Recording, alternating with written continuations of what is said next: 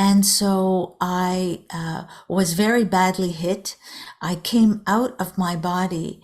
And this was the first experience, not the last though, but it was the first experience of really coming out of my body and understanding that my consciousness and who I am was totally not that body that was flat on the ground in the middle of the street.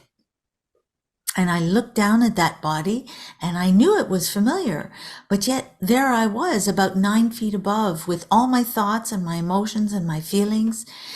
And then I saw the chaos, because here we were, husband and wife, hit by a car. We had 3 little children and there was a big party going on. So everybody started coming out of the house and there was a huge snowstorm. And I remember feeling very concerned because nobody put a coat on. They were all in a panic and they came out onto the street. But it was a very bad snowstorm that night. And the ambulance came and it was chaotic all around, and I was trying to talk to people and nobody could hear me.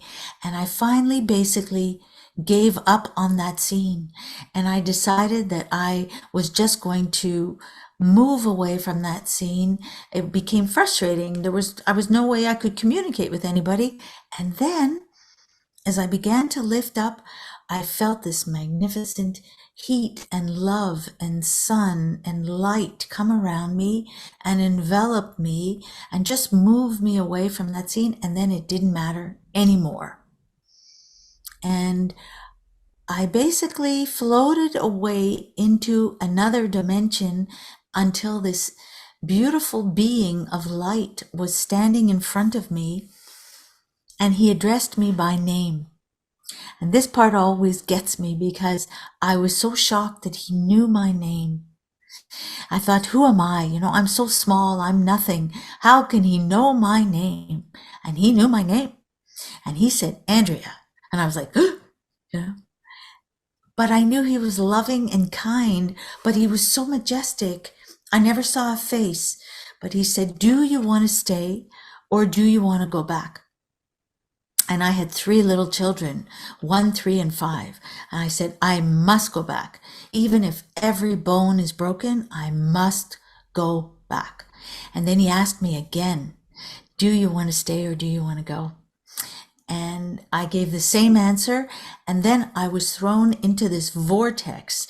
And I remember it perfectly to this day. The thing about a near-death experience, you never forget one detail. You just never forget it.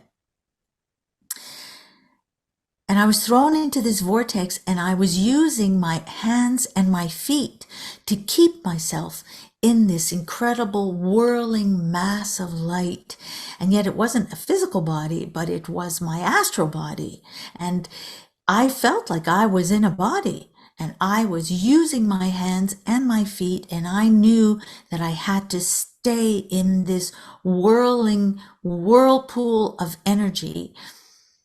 And then it just took me back into my body and I woke up.